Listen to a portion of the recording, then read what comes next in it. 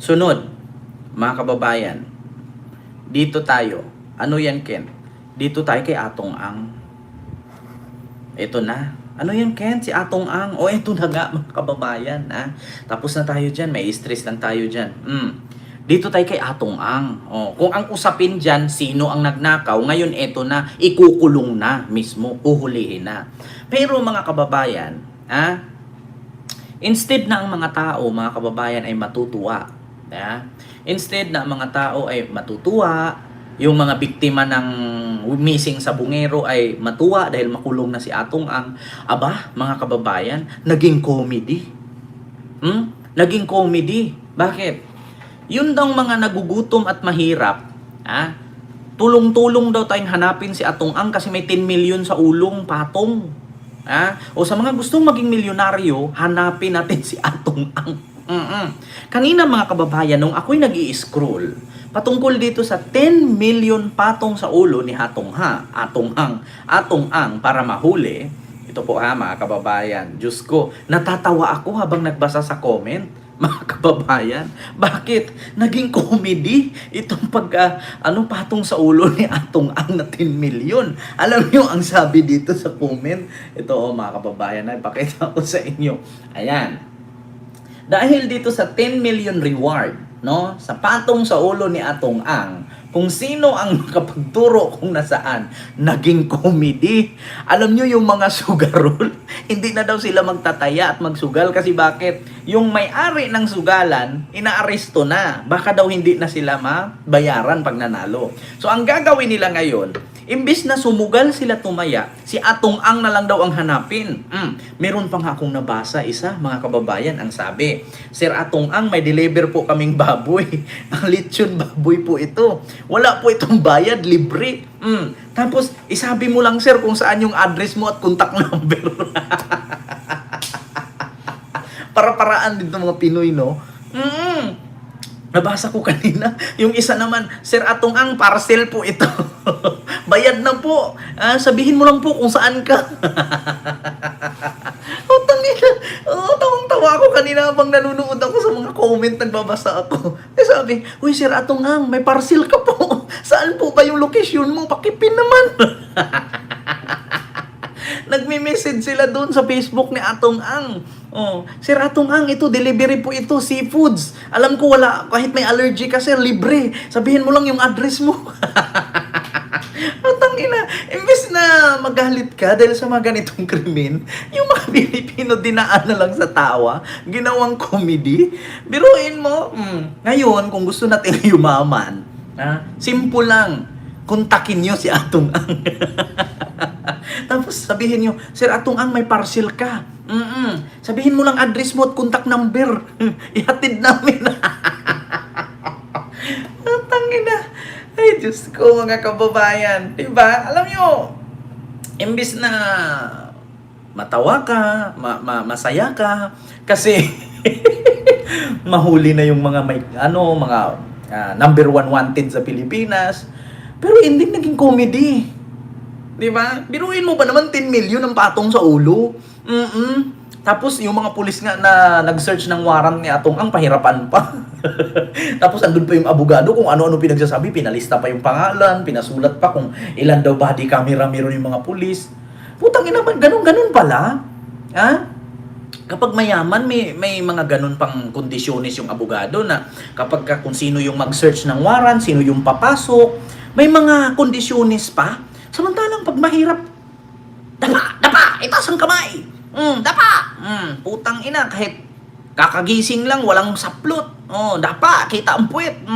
Pero kapag mayaman, putang ina, haharang pa yung abogado, ilista pa yung pangalan ng pulis kung sino yung papasok. Ganun ba yun? Diyos ko naman, mga kababayan. Ang hirap talaga, alam nyo, sa totoo lang. 'Di ba? Mga kababayan, at saka minsan, hindi ako maniwalang mahuli to si Atong Ang. Missing sa Bungero's 10 million reward eyed for Atong Ang arrest, DILGC. Ito po mga kababayan. No? 10 million daw ang patong sa ulo. Dapat ganyan din gawin kay Lupa. Sinong Lupa? Hindi Sa totoo lang mga kababayan, alam ninyo kung ganito, dito kasi dapat sa Pilipinas, kung halimbawa merong isang tao na kinasuhan, dapat pagbawalan or sangkot man siya sa anumang krimen or dawit man siya or under investigation or processing, dapat hindi na dapat pinayagan na makaalis ng bansa or makalabas. Kasi bakit? Kapag na ano na yan, napatunayan na sangkot siya at dawit siya or siya yung mastermind, paglabas mo ng warrant, wala na, hindi na maaresto. Tapos meron pa kayong 10 million reward. Tigilan nyo nga kami. Saan namin hanapin si Atong Ang? Kahit pa sabihin nyo na 1 billion ang reward ng ulo ni Atong Ang, hindi nyo mahuhuli yan. Kasi bakit? Kung hindi ba naman kayo tanga? Under observation, under investigation, nagpo-process yung kaso, hinahayaan nyo makaalis. Dapat naglagay na agad kayo ng ng elbow, di ba? O lookout bulletin order ng immigration. Di ba? Biruin nyo ilang buwan na si Atong Ang nung pinoprocess yung kaso niya. So ngayon na may warrant na siya, tsaka nyo arestuhin, tsaka nyo ipahanap, tapos kahit sabihin nyo 1 billion yan, kahit ako hindi ko hahanapin, bakit ko hanapin yung taong wala naman nandito sa Pilipinas? Si Cassandra O nga, na nakadetain. Nakadetain doon sa Mandaluyong sa koreksyonal. Nagugulat ka, nakalabas. Sige nga, nakadetain na yung Ale. Magugulat ka, wala na sa koreksyonal. Nakalabas na ng bansa. Di ba? Nga isipin ninyo. Kahit pa 1 billion niya ilagay niyo dyan sa ulo, sino pang maghuli niyan? Sino pang makakita? Sino pang makaturo niyan? Mas magugulat na lang tayo si Atong Ang patay na. Tapos sasabihin niya nila, Atong Ang, patay na. Ito yung katawan. Tapos yung katawan nun, yung mga pulubi, yung mga pulubi na gutom na, payat na payat, yung nagmamatch dun sa katawan. Tapos sabihin, tumalon sa bangin. Di ba? Ganun yun, mga kababayan. Diyos ko, sa dami-daming pera ni Atong Ang, sa dami-daming mga helicopter niyan, private at yung mga connection, do you think si Atong Ang nasa Philippines pa? Wala na yan dito. Sa dami niyang pera, may possibility titira niyang Taiwan, Thailand, Hong Kong, Japan, Vietnam. Nasa ibang bansa niyan, Singapore. Diba? Wala na yan. Diyos ko, sa dami-daming pera niyan, kahit pa magpaatong kayo 1 billion sa ulo ni Atong Ang, hindi na mahuhuli yan. Yan kasi ang mahirap, Ma'am Suplada USA. Dapat kasi kapag ganyan, under processing pa yung kaso or under observation, dapat hindi na palabasin. Dapat isa na sa i-detain na agad. Tapos pagka nalaman na hindi siya kasali, 'di ba? Hindi na siya kasali, wala siyang kinalaman, palabasin siya. So habang naka-process, i-detain. Pero hindi siya ituring na preso, yung kumbaga parang ganun lang, normal lang siya pero basta hindi lang siya makalabas. Kasi under siya eh. 'Di ba? Under observation. Yung problema kasi sa atin, kinasuhan ka na lahat-lahat, malaya ka pa rin nagsalita. Malaya ka pa rin nagbibingo, nagmumul, nagsha-shopping. 'Di ba? Yan ang mahirap kasi dito sa batas sa ating bansa. Sa totoo lang, hindi ko naman sinisisi ang government natin na. Pero bakit ganun kabagal yung proseso ng batas natin?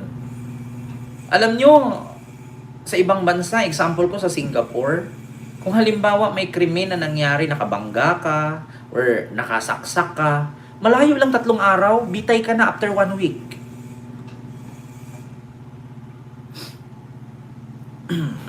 Due process nga, mamaritis mosne. Pero apakabagal naman. Tas kalaki-laki ng pondo. Diba? Pero pagkakaalam ko mga kababayan, naka-hold departure order naman itong si Atong Ang. No? Kasi alam ko sa balita ito, in-announce to ni Ombudsman Boying. Pero do you think Atong Ang is nasa Philippines pa? Hindi ako maniniwalang nasa Philippines pa si Atong Ang. Either ganito lang yan. Kung hindi man mahuli, mabalitaan natin, patay na.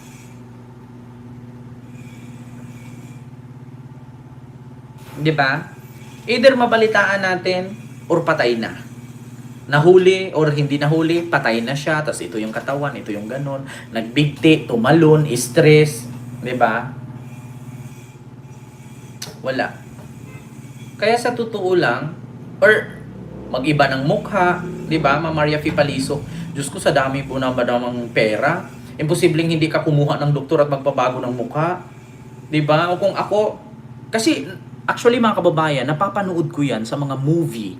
O kahit sabihin nating movie to ha. Alam niyo ba yung mga ganyan, yung may mga negosyong sugal? Alam niyo, or yung mga scam, mga gambling-gambling na 'yan. Ang ginagawa ng mga leader nila, yung pinaka-utak nila, yung pinaka-hari, ang ginawa nila, pumupunta na ibang bansa, nagpapalit ng mukha, or else nagpa-plastic surgeon, no? Pinapalitan yung mukha, nagpabago ng hitsura, para paglabas niya, napanood niyo yung ano ba yung movie na yun, na isang Chinese movie, correct me if I'm wrong, na nagpapalit siya ng mukha kasi ang pinag-agawa nila ay yung isang memory card na nasa ilalim ng isla. Sa isla merong isang limestone. Sa ilalim noon, no, may base, no, na doon nagbe-base yung pinaka-leader ng sugal. Samantalang yung mga tauhan niya nasa syudad, naka-duty. Siya nandun lang sa isang isla. 'Di ba? So para hindi siya mahuli, nagpapalit siya ng mukha. 'Yun yung panood kong movie. Oo.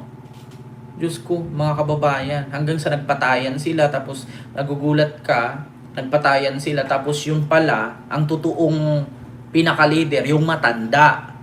Kasi nagpapalit na pala ng mukha. 'Di ba? Hindi pala yung bata. Diyos ko naman. Oo. Bakit kaya masyadong mabagal ang gobyerno maipakulong ang mga walang hiyang yan? Ma'am Emma Baticos, ganito lang yan kasimple eh. Katulad niyan, sasabihin may warrant, tapos bino-voice out sa media, binabalita, hindi nakapagtago. Katulad kay Bato.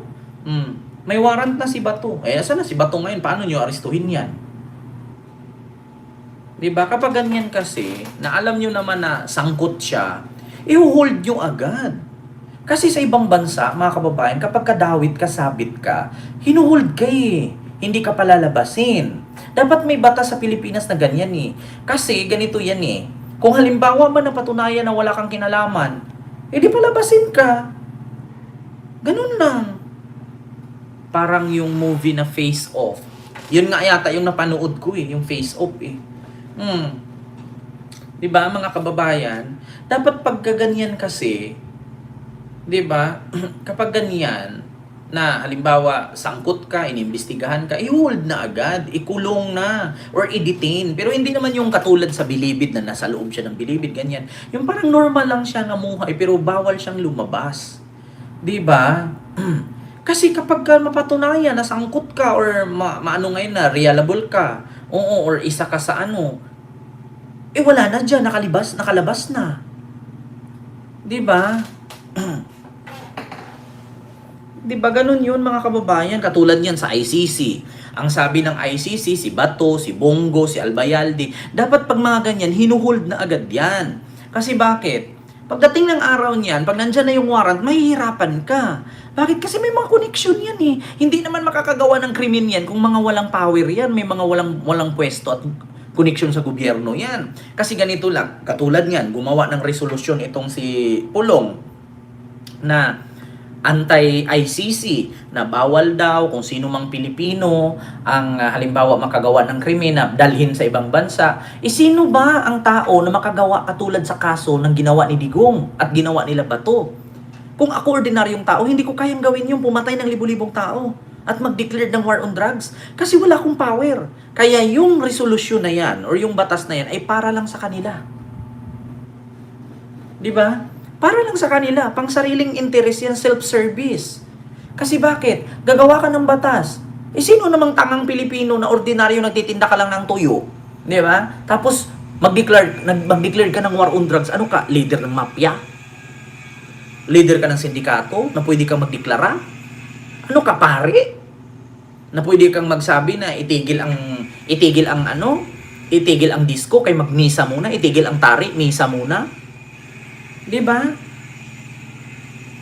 Ay, Diyos ko. Di ba mga kababayan? Yan ang mahirap dito sa ating bansa. Bakit nagkaganon? Ay naku, sana balang araw maging presidente ako, baguhin ko tong konstitusyon. Oo. Pag ako naging presidente, magdeklara agad ako martial law. Oh, pag ako nanalo, halimbawa ngayon nanalo ako, pagka next month niyan, uupo na ako, martial law agad. Bakit? Para walang tututol. Kung anong gusto kong gawing batas, mag-martial law ako. O tapusin ko lahat. Lahat ng squatter, paalisin ko lahat. O gawaan ko kayo ng subdivision na mas maganda. O lahat ng mga negosyo, kailangan yung puro gasolina, dito lang yan. Yung puro bigas, dito yan. Yung puro karne, doon yan. Gulay, doon yan. Para organize. Di ba? Tapos lahat ng bobo ihiwalay ko. Hatiin ko sa 3 ang Pilipinas. Matalino, medyo matalino, at bobo. Diba? Ganun yan. Matalino, medyo matalino, bobo. Kasi bakit? Mahirap kasi ipaghalo mo yung bobo sa matalino, magkakagulo yan eh. Diba? Lalo na pag mahaluan ka ng DDS, ang hirap paliwanagan. Diba? Ganun yan. Ewan ko lang bakit walang nakapag-isip niyan. 'Di ba? Kasi bakit kung puro sila bobo, kahit magpatayan sila, mga bobo naman, hindi sila kawalan. Eh mahirap kasi pag ang bobo ihalo mo sa matalino, pag nagkagulo yan, sayang yung buhay ng matalino kasi bakit? Yung bobo panabla yun eh. Yung talino may marating pa yun eh. 'Di ba? Yung bobo mananabla na lang yun. Which is totoo yun Ihalo mo yung bobo sa talino. Pag nag-awa yan, mamatay yung talino, manghinayang ka. Pero yung bobo ang mamatay, huwag ka mahinayang yan kasi wala yan, useless yan. Inutil, hampas lupa, pangit, patay guto, manyakis, bobo. Uto-uto, DDS yan pa ganyan. Yeah? Biruin ninyo, normal na tao, haluan mo ng zombie.